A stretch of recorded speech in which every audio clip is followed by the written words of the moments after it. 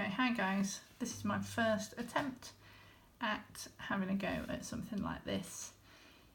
You all completed in lesson a practice question about the value of education and what a really good education means. Please pause this video now, have a look in your books at your feedback, your personal feedback, have a look at your targets, have a look at what you need to do, and then start this video again. Welcome back. You'll always get a question like this with a sort of statement and then the actual task below. I was thinking about climate change and what's going on, and thought it might be a good one for you to have a little go at if you fancy it. And of course here you've got the text type, the task, the type, the audience is implied because it's a broadsheet newspaper, and this is what AQA have got to say about it. And this is obviously just a print screen from their website.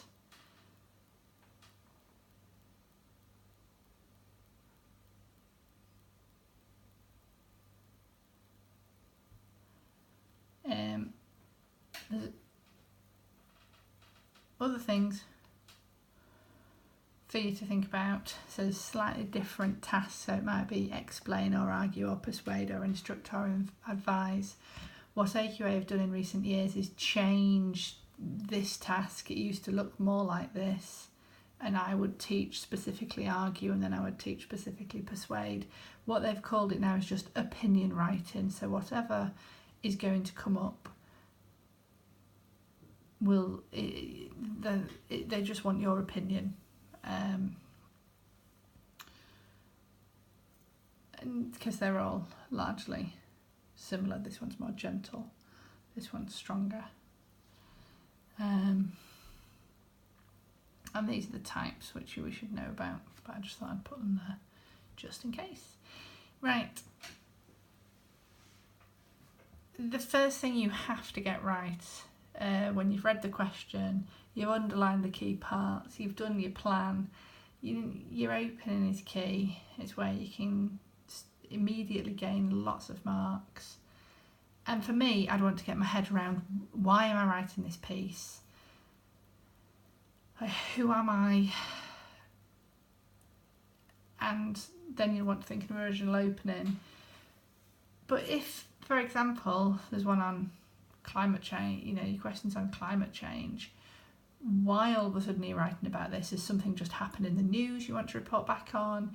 If it's about knife crime, has there just been a death in Sheffield, maybe, in the recent tragic death of Sheffield schoolboy, is knife crimes on the rise? Something like that. For me, and this is my personal way of approaching it, I just need to think of why I'm writing it. But honestly, you don't have to do that if you just are happy to set off, but it might be a good thing to do. The other thing to think about is, who are you? Now, if you're writing for a broadsheet, that's quite easy. You are a journalist and this is how you feel about something. You are trying to bring about change. If it's a letter though, write a letter to your MP or write a letter to your head teacher. You could play around with characters, make sure you are confident with that. It's maybe something you could practice. AQA expect you to be 16.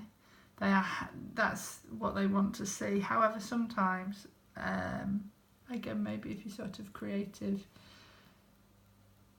taking on a persona is a good idea. However, caveat, sometimes it's not, because you just get it wrong and then you'll lose quite a lot of marks. So again, like we said in lesson, just have a play around with that, see what you think. And finally, obviously, try and think of something better than I am writing to inform you of my opinion about climate change. Because that's just wasted ink and time. There's no marks there. I mean, maybe 1 mark, but like really. So again, think about that video we watch some TED Talks, see some good stuff, read newspaper articles, just get ideas. There's loads out there. Moving on, so this is the question you did, and here is a really some really nice little introductions. So, no comma. This is the end. We've made it through 12 years of education, but what actually have you learned? Yes, you've covered every topic in biology to ensure you get through your exam and revised every formula for maths like it's engraved in your head. What seems like such a huge part of your life might not actually be the most important. Or this one, we've made it. Okay, so both of these have a lovely tone, really appropriate for their audience, warm, interesting. Nice little rhetorical device coming up here with your rhetorical triple. All the hours of strain, stress and strict teachers have finally paid off. We've made it.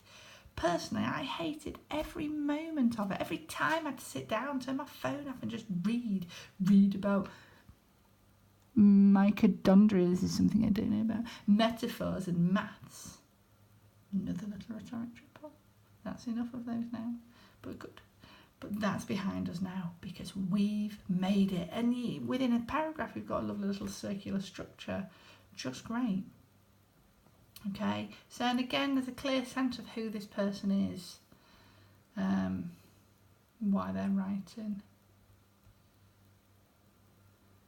Specifically, if you're writing a speech, you need rhetorical devices, okay, so that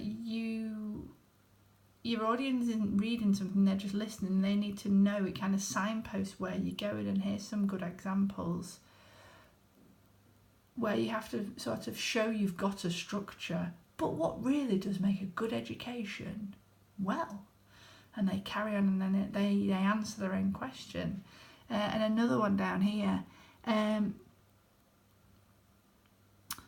They again sort of set up a question and answer it. School does not only help you learn and gain qualifications, without even knowing it from the first day of school, you begin to define yourself as a person. How? Well, making friends. Lovely. Okay, and this was one of the only students who really had these embedded in their speech, so well done, that person. Right. My final point is this idea. To really hit the top band, you need to be convincing and compelling. You need to fully understand the question, going back to like underlining the key words, taking your time to plan, taking your time to just really have a fully formed idea and response that you can drive through for 45 minutes. And what some people are struggling to do is they've kind of got good ideas, but you run out of steam every paragraph. So people will write something like this.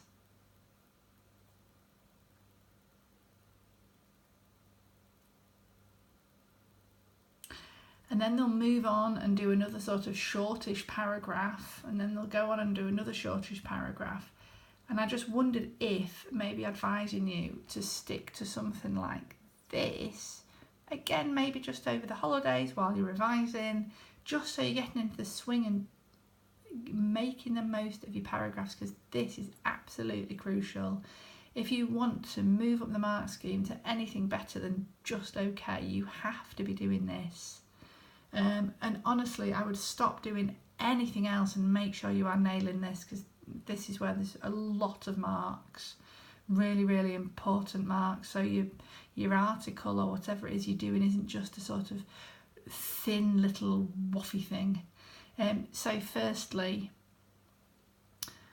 yeah, just using this structure like we've always done with sort of literature essays, but just using that idea again.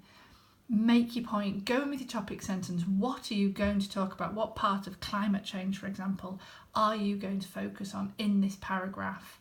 And why? Then go into more detail about why your point needs to be made. But most importantly, then when you get to here, support what you're saying with an anecdote, maybe like a little story about where you've seen this used, something that's happened that's forced change, or maybe back it up with research. I was going to do something else, and that's why there's a little comma dangling in midair for no reason. Yeah, back it up with something else, and then relate back to the keywords in the question. What has this got to do with the planet being in crisis? You know, I don't know what my question was anymore. We need to act now and from the ground up. Why is that something? So you could plan all your ideas about what you as an individual can do. So cutting down on plastics and not using fast fashion, you know, and recycling your clothes, and then relate it back to how that's going to help the planet. Sorry, there you go. Okay, so that this then turns into something more like this. So you've still got that opening. Travel's arguably the best educator. What am I talking about here? I've changed it back to education. I may need to edit this video. I'm going to carry on going there because I've got this far. Okay, and we're nearly done. Travel is art. So if you were writing, for example, about education, talk about, this would be your point. Okay, the people should travel and see the world. It's better than being in the classroom. Seeing the world, getting a real experience for language is far more valuable than anything you'll ever learn in a classroom. Moving on, pushing that point forward, explaining it in more detail. So for example, exploring ancient cities immerses you in the culture. Seeing buildings and standing on sites is much better to aid in your understanding than a textbook. So, and again, just like moving from classroom to textbook, kind of undermining these ideas. And now, it's a lie. It's a little lie. I have seen them, but not recently. But yeah, okay, be creative. Think of how you can support your ideas. Sometimes it will be a real example. Somebody spoke about how the best lessons they had were talking about something about DNA and science teachers going off topic, and about how music teachers broke a speaker. And it was really funny. You kind of did think that's probably happened, but so you might have something real or you might not. And if not, if you're making it up, yeah, why would you want to? What does travel teach you? So you could have done something. I could have gone back to languages, and I could have said how, you know, by being abroad I was forced to use languages, blah blah blah blah, but I didn't. I went for this one. Okay, and so I just gave an example, an idea, and it doesn't have to be this. You could talk about, you know, back it up with research. So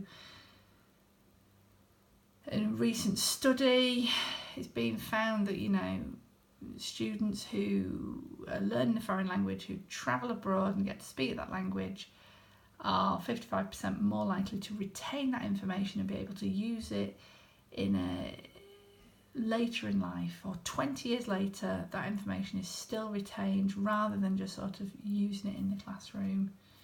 Sorry for people who have just been doing languages, but go abroad. And then finally, travel taught me this, not textbooks. Going back to that question, and I wrote that, but that's quite good, I reckon.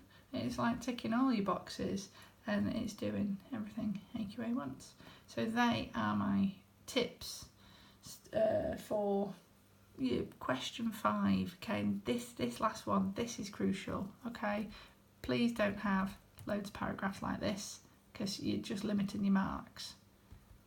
Really think, and like I said, maybe, well, no, do this in the holidays.